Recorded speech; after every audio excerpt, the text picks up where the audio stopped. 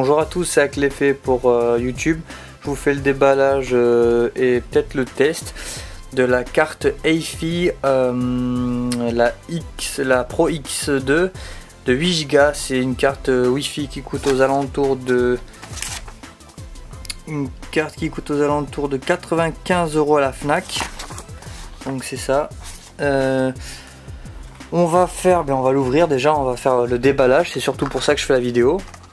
Et puis on verra après pour le test, parce que là je suis en train de filmer avec un réflexe, un Sony, enfin un hybride quoi, un Sony Next 5, Next 5, Alpha Next 5. Donc je vous fais le déballage et puis après une fois que c'est fait, le test on le fera plus tard. Donc quand on déballe ça, on fait glisser tout ça en bas, je suppose. À une main c'est assez difficile, faudra que je pense à déplier le trépied. Donc ça faisait un bail que je n'avais pas fait de déballage, donc un peu occupé. Voilà, alors vous déballez, il y a ce carton là, donc c'est comme ça, ouais, le packaging est assez basique on va dire. Donc ça se prononce comment? Ça se prononce que on a ça s'ouvre comme ça. Et donc là la carte qu'on a ici c'est une fausse, c'est du carton. Ici on a un petit manuel, collé, donc ça dérange pas, donc en français, anglais, allemand et c'est tout. Et là on a le fameux adaptateur EIFI de carte SD.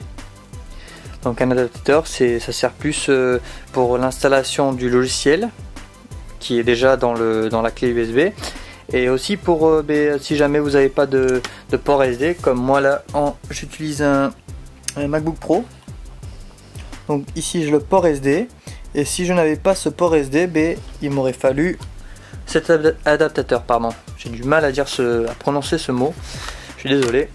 Donc une fois que vous installez ça, je sais pas si je la branche pour vous montrer. Normalement je fais pas de test, donc elle est déjà détectée EIFI. C'est tout simple, désolé pour les reflets, on va regarder. C'est Starter, donc macOS X,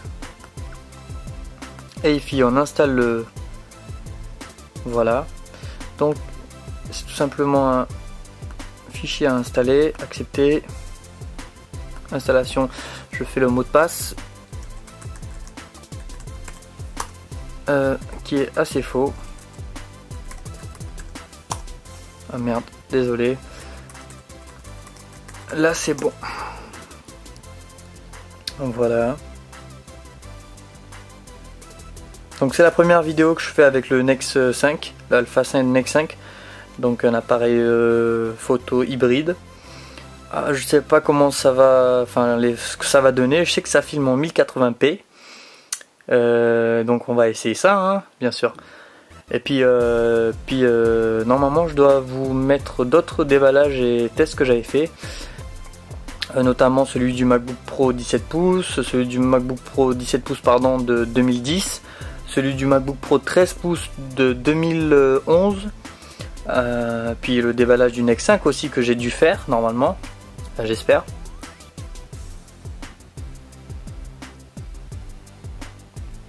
Donc on va attendre tout ça. Installation en cours.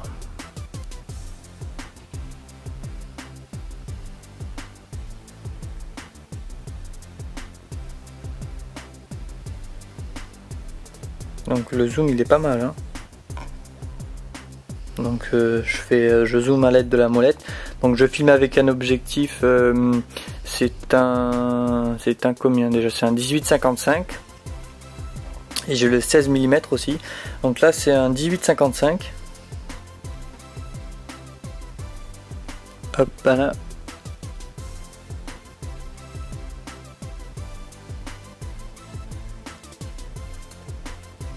Désolé hein, si je bouge, je suis pas habitué à tenir, c'est pas lourd mais c'est bizarre. avec un numérique, avec un appareil photo numérique, c'est assez simple, c'est juste un petit boîtier, il n'y a pas d'objectif qui sort devant. Et avec ces appareils photo, ben enfin, ça dépend là, c'est un 18-55, ça va encore, mais quand ça commence à être du 200 mm, ça commence à être grand quoi. Donc c'est pas mal quand on fait le mode vidéo, il y a par exemple on sait combien de temps on filme, c'est peut-être bête à dire, mais il y a sur certains appareils, c'est pas écrit quoi par défaut.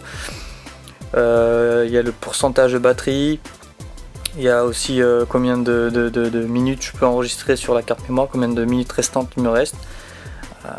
Donc il y a plein de trucs, il y a des options que je peux faire en plus.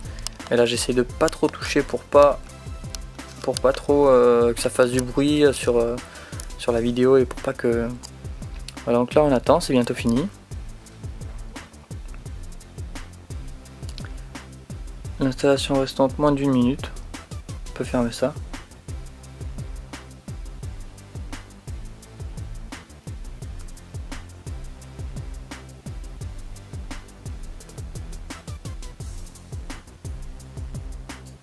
Voilà, c'est en train de se terminer.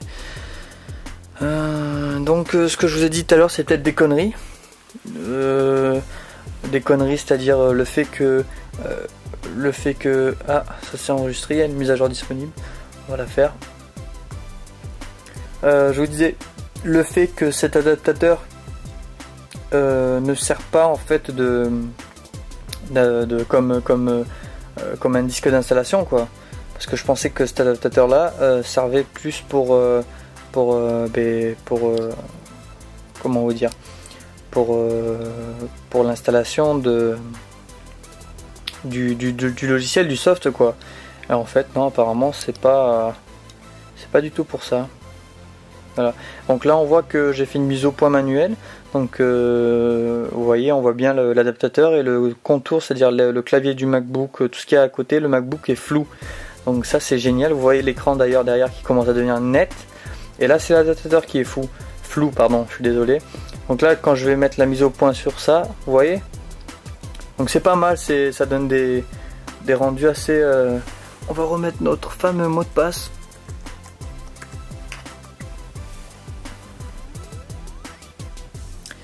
Voilà. Donc là je vais vous montrer, ils nous mettent tout simplement EIFI installe les mises à jour et démarrera dans quelques instants. Voilà. Tout est bon. Le soft devrait s'ouvrir. Une carte EIFI a été trouvée. Pas mal. Démarrage. Hop. On va installer ça parce que... Voilà. EIFI Center.